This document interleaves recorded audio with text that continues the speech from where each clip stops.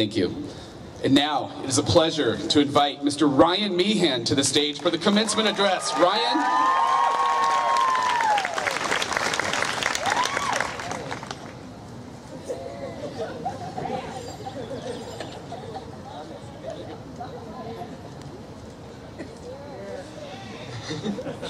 Your future today, written under a small oak tree.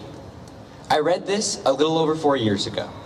It was on the top of a long-gone flyer that was passed out in my Science Olympiad class.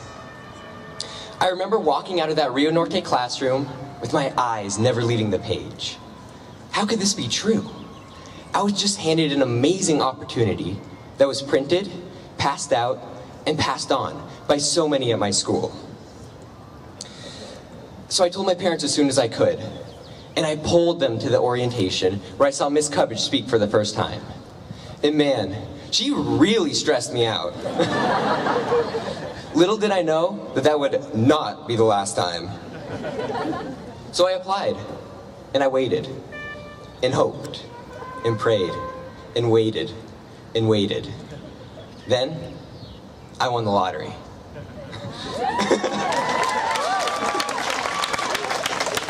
The summer between junior high and AOC, I started to worry.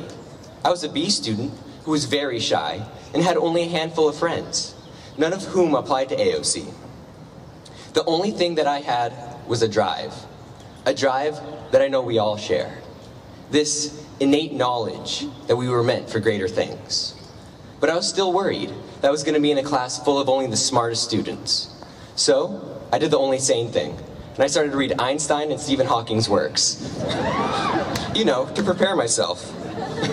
And I understood about every fourth word. So the first day finally rolls around, and I walk up to a table full of students, I introduce myself, and I sit down next to a kid named Jake Ortiz. An amazing person who would later become one of my greatest friends. And so we start talking, and I tell him about how I read Einstein. And he looks at me and he says, "Oh, cool."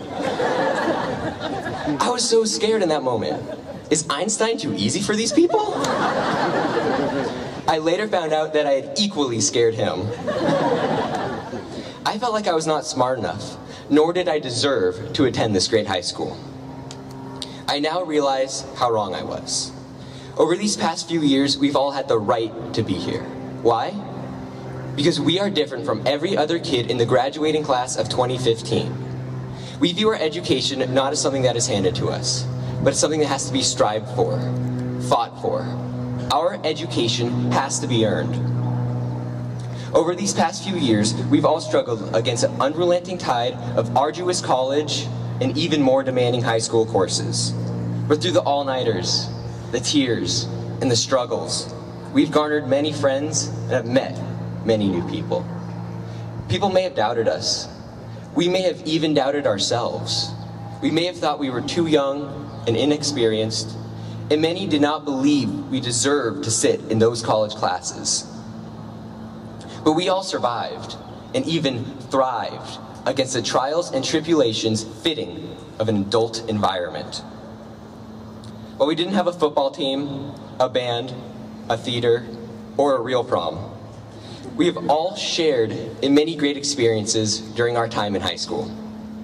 We started the year with a senior sunrise, when we bonded over hot chocolate and muffins while watching the sun slowly rise over the oak trees on campus. We then came together as a team during the Capture the Flag event, even when we just couldn't seem to get the sophomores' flag. But that didn't seem to matter, because we still won the first ever class cup.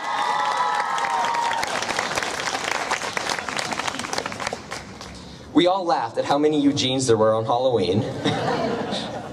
And we were all scared by Mr. Walker in the haunted hallway. In econ, we all struggled to pay our bills during the budget challenge. And we all lost a whole lot of money in the stock market simulation. We then all fought it out during the 45-minute debates in English. And just thinking about it now still stresses me out. While our time at AOC was slowly dwindling, AOC's oak trees started to fill up with leaves, describing our future plans.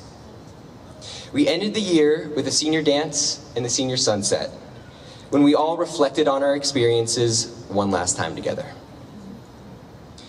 Whether you were making our amazing yearbook, running AOC's virtual company, planning events and dances in ASB, or just hanging out during lunch, I am so glad to have gotten the chance to know all of you over these past few years.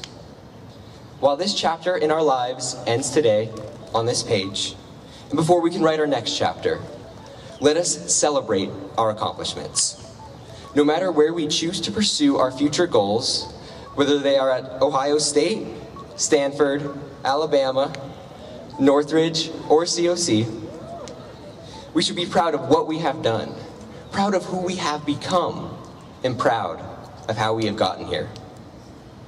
I am proud to have toiled, to have grown, and to have matured alongside all of you. Tomorrow, when our new chapter begins, we can be confident in ourselves.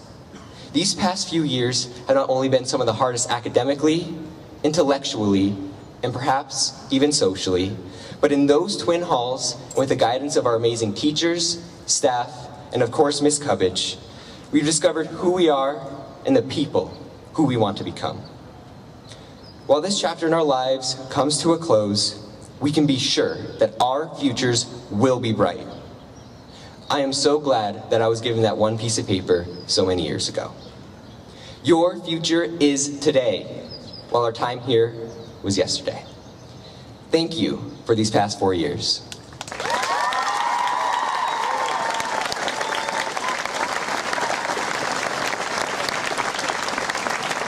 Thank you, Ryan. Yeah, give it up for Ryan.